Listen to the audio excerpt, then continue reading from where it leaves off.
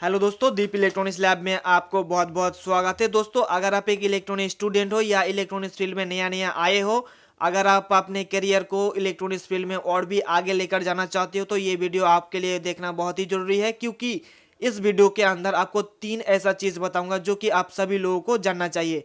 वो 3 चीज़ें क्या है, सबसे पहले मैं बता देता हूँ, उसके बाद इसके बारे में आपको डिटेल में प्रैक्टिकली बताऊंगा। सबसे पहले आपको जानने को मिलेंगे कि ब्रिज रेक्टिफायर को क्या हम सभी जगह पे इस्तेमाल कर सकता हूँ। यहाँ पे देखिए कि ब्रिज रेक्टिफायर को इस्तेमाल करते हुए मैंने यहाँ पे पॉजिटिव और नेगेटिव वोल्टेज को यहाँ पे जनरेट करा हूँ। उसके साथ ही साथ एक भी मैंने पीसीबी भी बनाया हूँ। यहाँ पे देखिए, तो ये जो ब्रिज रेक्टिफायर, क्या हम इस ब्रिज रेक्टिफायर सभी जगह पे इस्तेमाल कर सकता हूँ। जैसे कि हमें अगर 12 वोल्ट चाहिए वहाँ पर, अगर हमें 12 वोल्ट या 36 वोल्ट या हमें 50 वोल्ट चाहिए, तो क्या हम सभी जगह पर इस ब्रिज रेक्टिफायर को इस्तेमाल कर सकता हूँ। इसके बारे में पूरा डिटेल में जानकारी मिलेंगे। उसके बाद दूसरे नंबर पे आपको सीखने को मिलेंगे और जानने को मिलेंगे कि क्या हम 12 ट्रांसफार्मर से 24 वोल्ट आउटपुट ले सकता हूँ, क्योंकि ये क्वेश्चन मेरे पास काफ़ी सारे आते रहता है। इसलिए आज के इस वीडियो के अंदर आपको प्रैक्टिकली दिखाऊंगा कि 12 ट्रांसफार्मर से 24 वोल्ट लेने के लिए कौन सा फॉर्मूला हमें अप्लाई करना होता है। और उसके बाद तीसरे नंबर पे आपको सीखने को मिलेंगे और जानने को मिलेंगे कि अगर हमें नेगेटिव वोल्टेजेस की जरूरत हो तो हम कैसे नेगेटिव वोल्टेज को बना सकता हूँ। कौन सा ऐसा फॉर्मूला है, कौन सा ऐसी सर्किट है जिस सर्किट को हम लगाएंगे और लगाने के बाद हमें नेगेटिव वोल्टेज मिलेगा। फॉर एग्जाम्पल मैं आपको बता देता हूँ कि जो भी साउंड सिस्टम होता है 20-30 आईसी का या 20-50 आईसी का, तो उन सारे आईसी को चलाने के लिए, वर्किंग कराने के लिए हमें नेगेटिव वोल्टेज की जरूरत पड़ती है। आपने देखा होगा कि होम थिएटर के अंदर हमें 12 वोल्ट पॉजिटिव की जरूरत पड़ती है, 12 वोल्ट नेगेटिव की जरूरत पड़ती है। तो वो नेगेटिव वोल्टेज कैसे बनाया जाता है और कैसे बनती है वो भी आपको इस वीडियो के अंदर ही पता चलेगा। उसके साथ ही साथ आपको एक बोनस पॉइंट भी आपको मिलेंगे कि अगर हमें आउटपुट से 24 वोल्ट आउटपुट लेना है या 12 वोल्ट आउटपुट लेना है या 36 वोल्ट आउटपुट लेना है, तो उसके लिए हमें कितने वोल्टेज का कैपेसिटर को आउटपुट में लगाना पड़ेगा, जिसके बाद हमें परफेक्ट और स्मूथ डीसी वोल्टेज हमें मिलेंगे आउटपुट से।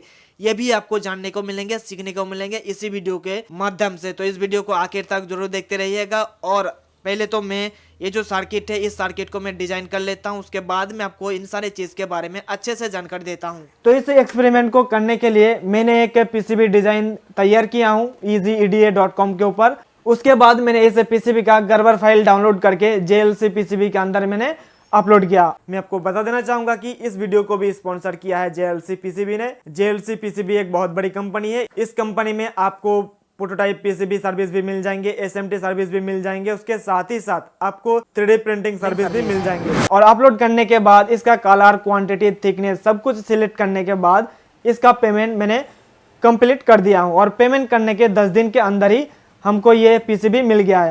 तो चलिए अब हम लोग खोल के देख लेते हैं पीसीबी की किस तरीके से।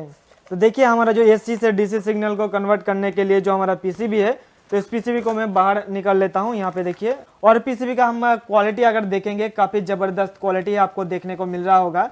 क्वालिटी में कोई भी कॉम्प्रोमाइज़ नहीं है।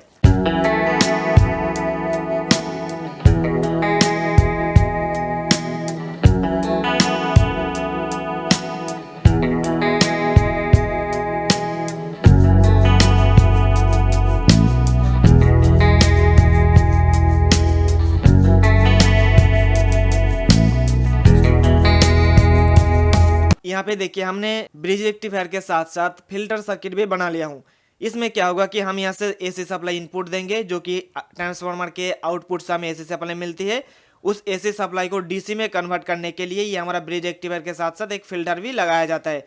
तो मैंने यहाँ पर जो कैपेसिटर को इस्तेमाल करा हूँ 35 वोल्ट 3300 माइक्रोफैराड का है, क्योंकि हम जो इस ट्रांसफार्मर के आउटपुट से 24 वोल्ट आउटपुट लेंगे, तो ट्रांसफार्मर के आउटपुट से क्या होता है कि 24 वोल्ट के जगह हमें 30 वोल्ट भी मिल सकती है, क्योंकि इसके अंदर से प्रॉपर वोल्टेज नहीं मिलता है। अगर हमें प्रॉपर 24 वोल्ट आपको लेना है तो आपको वोल्टेज रेगुलेटर या तो बक कन्वर्टर आपको लगाना पड़ेगा। तो उसी सिचुएशन के हिसाब से अगर हम इस ट्रांसफार्मर के जरिए, अगर हमें सिर्फ और सिर्फ 12 वोल्ट आउटपुट चाहिए, और यहाँ पे देखिए एक बड़ा वाला ट्रांसफार्मर है, इसका भी फंडा सेम टू सेम ही है, लेकिन यहाँ पे 12 आउटपुट होता है, यहाँ पे 24 वोल्ट आउटपुट होता है। अगर हमें 24 वोल्ट चाहिए तो हमें इन दोनों वायर को इस्तेमाल करना पड़ेगा, 0 और 24। अगर हमें 12 वोल्ट चाहिए तो हमें 12 और 0 को दोनों को इस्तेमाल करना पड़ेगा। तो मैं इसको साइड में रखता हूँ, क्योंकि हमारा जो होम थिएटर्स या जो बहुत सारे साउंड सिस्टम होता है उसके अंदर सबसे ज़्यादा यही वाला 12 ट्रांसफार्मर इस्तेमाल की जाती है, क्योंकि हमें साउंड सिस्टम के अंदर पॉजिटिव वोल्टेज के साथ साथ नेगेटिव वोल्टेजेस की भी जरूरत पड़ती है। इसीलिए सबसे पहले मैं आपको दिखा देता हूँ कि अगर हमें किसी भी ट्रांसफार्मर से आउटपुट से सिर्फ और सिर्फ पॉजिटिव 12 वोल्ट और 0 वोल्ट चाहिए तो हमें क्या करना हो पड़ेगा। यहाँ पे देखिए 0 और 12 ये जो दो वायर है एसी सप्लाई का, इन दोनों को हमें इस रेक्टिफायर के अंदर देना पड़ेगा। चलिए मैं कनेक्शन करके दिखाता हूँ, उसके बाद इसका आउटपुट वोल्टेज आपको दिखा देता हूँ। और आपको सर्किट डायग्राम अगर आपको ज़रूरत है तो सर्किट डायग्राम आपको हमारे टेलीग्राम चैनल पे मिल जाएंगे, आपको हमारे वेबसाइट पर मिल जाएंगे और उसके साथ ही साथ आपको हमारे इंस्टाग्राम पर भी मिल जाएंगे कि एक ट्रांसफार्मर के आउटपुट से अगर कोई भी वोल्टेज को हमें चाहिए तो उसके लिए कौन कौन सा कंपोनेंट इस्तेमाल करना पड़ेगा और उसको कैसे कनेक्ट करना पड़ेगा, सारी जानकारी आपको वहाँ से मिल जाएंगे। अभी फ़िलहाल के लिए मैं इसको कनेक्शन कर देता हूँ।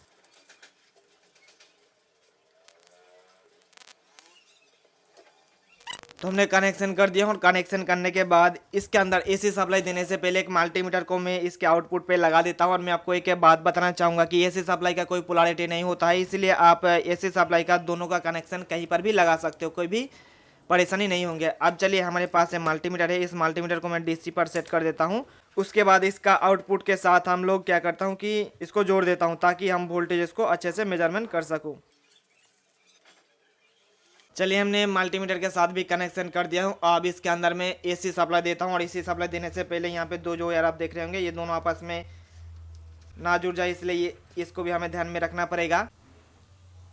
देखिए दोस्तों हमने एसी सप्लाई दे दिया हूँ। हालांकि हमारे आउटपुट से 12 वोल्ट आउटपुट होना चाहिए, लेकिन यहाँ पे हमें कितना वोल्टेज दिख रहा है 19.17 वोल्टेज दिखा रहा है। ऐसा वोल्टेज दोस्तों हमेशा देखने को मिलता है जब भी हम कोई ट्रांसफार्मर के अंदर से आउटपुट लेने जाता हूँ।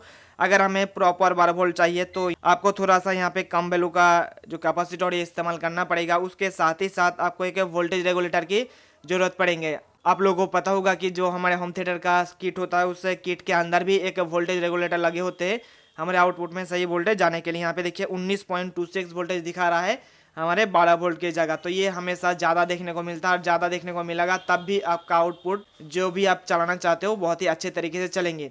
तो हमें पॉजिटिव वोल्टेज मिल गया है 19 वोल्ट। अब मैं आपको यहाँ से 24 वोल्ट आपको लेकर दिखाता हूँ। 24 वोल्ट मतलब यहाँ पे आपको 24 वोल्ट से ज़्यादा मिलेंगे, कम नहीं मिलेंगे, आपको 30 वोल्ट के आसपास देखने को मिलेंगे। इसके लिए हम क्या करेंगे, सबसे पहले तो एसी सप्लाई को डिस्कनेक्ट कर देता हूँ।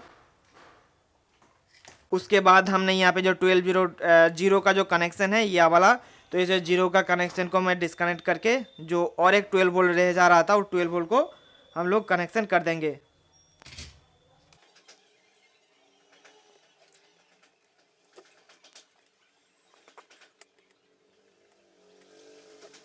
अब हमने इसके साथ 12 और 12 दोनों कनेक्शन को कनेक्ट कर दिया हूँ हमारे एसी सप्लाई के इनपुट पर। अब मैं इसके अंदर इनपुट देके आपको दिखाता हूँ। अभी जो 18 वोल्ट दिखा रहा है ना, ये पहले जो इस कैपेसिटर के अंदर चार्ज हुआ है, मतलब स्टोर हुआ है, इसलिए ये ऐसा दिखा रहा है। तो मैं इसको एक बार डिस्चार्ज कर लेना चाहूँगा। इसके लिए मैं अपने इस बल्ब को मैं इस्तेमाल कर रहा हूँ। देखिए अभी डिस्चार्ज हो चुका है, एकदम 0 वोल्टेज आ चुका है 0.1। तो अभी चलिए मैं इसके अंदर अब एसी सप्लाई देता हूँ और आप देखिएगा कि यहाँ पे हमें कितना वोल्टेज देखने को मिलेगा।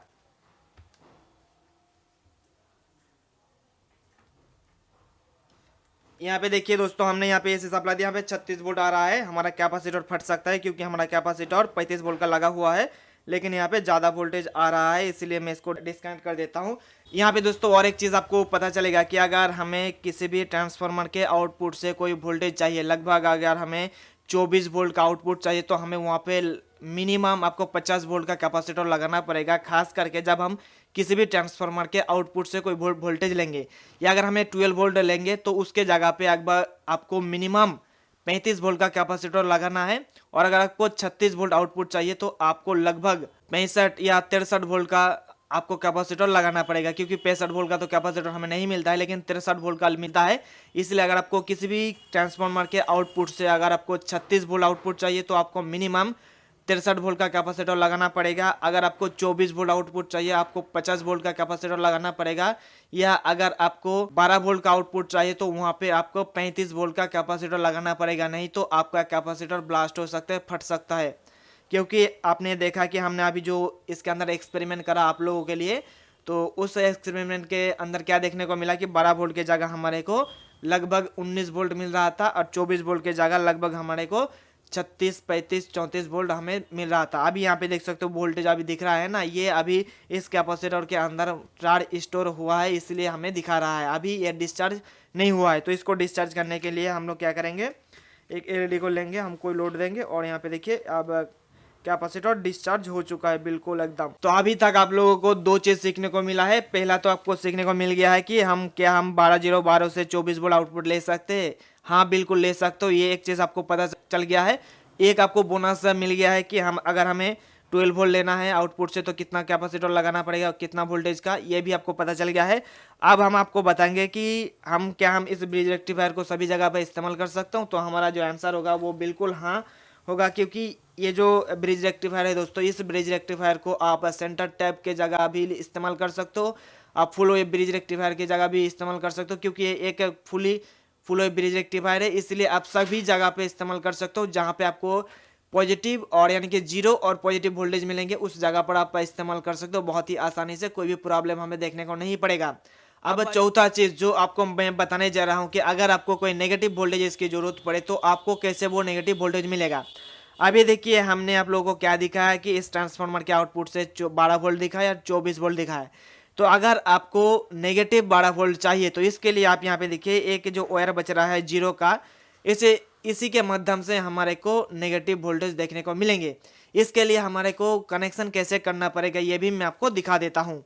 अभी जो आपको स्क्रीन पर जो सर्किट डायग्राम देख रहे हो, इस सर्किट डायग्राम के अकॉर्डिंग आपको इस ट्रांसफार्मर का कनेक्शन करना पड़ेगा। उसके साथ ही साथ हमारा ब्रिज रेक्टिफायर और ये जो कैपेसिटर लगा हुआ है, इन कैपेसिटर को लगाना पड़ेगा। और मैं आपको बता देना चाहूँगा कि अगर आपको नेगेटिव वोल्टेज चाहिए इसके लिए आपको और एक कैपेसिटर लगाना पड़ेगा। ये यहाँ पे जो हमने कैपेसिटर को लगा के रखा हूँ ये तो हमने पॉजिटिव वोल्टेज के लिए लगा के रखा हूँ, लेकिन अगर हमें एक नेगेटिव वोल्टेज इसकी जरूरत पड़ेगी -12 वोल्ट, तो उसके लिए हमें और एक कैपेसिटर को लगाना पड़ेगा। तो जल्दी मैं आपको लगा के दिखाता हूँ। तो यहाँ पे हमारा कनेक्शन कंप्लीट हो चुका है। कनेक्शन कैसे कर रहा हूँ एक बार आप देख लीजिए कि यहाँ पे हमारा ये ब्रिज रेक्टिफायर है। तो इस ब्रिज रेक्टिफायर के जो इनपुट होता है, जो एसी सप्लाई इनपुट होता है, वहाँ पे हमने 12 और 12 यानी कि 12 और 12 हमने इनपुट करा हूँ।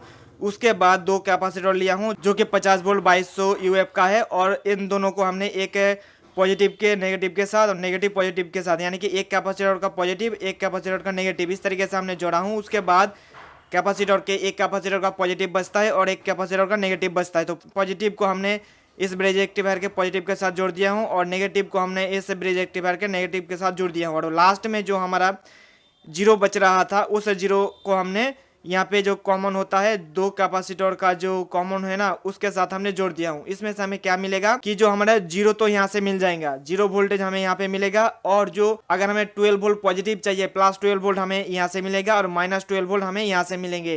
तो चलिए ये सर्किट हमारा काम करता है कि नहीं एक बार चेक कर लेता हूँ, उसके बाद में आपको इसका कहाँ कहाँ पे इस्तेमाल कर सकते हो ये भी मैं आपको बता दूंगा लास्ट है, ताकि आप लोगों को इन सारे चीज़ के बारे में अच्छे से पता हो।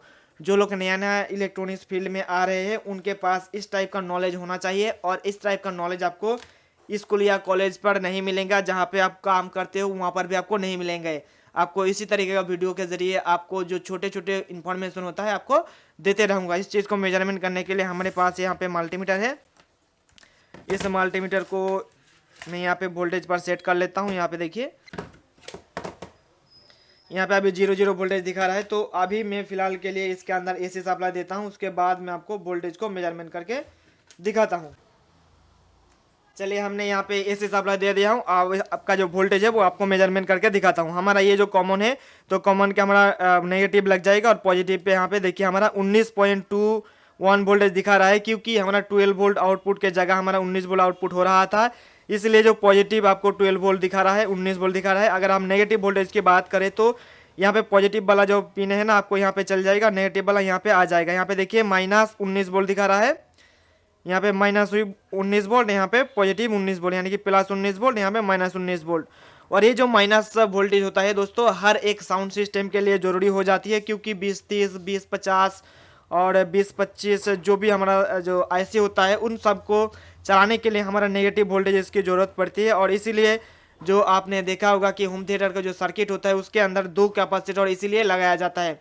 बहुत सारे लोगों के मन में ये कन्फ्यूजन हो जाती है कि हमारा जो कैपेसिटर है ये सीरीज में लगे होते हैं इसका वोल्टेज या इसका जो वैल्यू होता है उसको बढ़ाने के लिए, लेकिन ऐसा नहीं है दोस्तों। होम थिएटर सर्किट के अंदर 2 कैपेसिटर इसलिए लगाया जाता है ताकि हमें जो आउटपुट से पॉजिटिव और नेगेटिव वोल्टेज हमें मिले, इसलिए होम थिएटर के अंदर 2 कैपेसिटर को लगाया जाता है। फिर एक बार देख लीजिए कि यहाँ पे हमारा -19 वोल्ट दिखा रहा है और यहाँ पे हमारा +19 वोल्ट दिखा रहा है। तो इस तरीके से दोस्तों आप नेगेटिव वोल्टेज को भी आप बना सकते हो। लेकिन दोस्तों मैं अगर इस 5 एम्पियर ट्रांसफार्मर की बात करें तो यहाँ पे देखिए अलग अलग वोल्टेज है 12 और 24, तो इसलिए आपको जो नेगेटिव वोल्टेज और पॉजिटिव वोल्टेज है इसके अंदर बहुत ही ज़्यादा वेरिएशन देखने को मिलेंगे। ये मैंने अपने पर्सनल यूज़ के लिए मैं इसको तैयार करा हूँ, यहाँ पे बना के लिया हूँ मैंने। मेरा एक फ्रेंड है उसने ही बना के दिया है, क्योंकि मैं अभी एक प्रोजेक्ट बनाने वाला हूँ।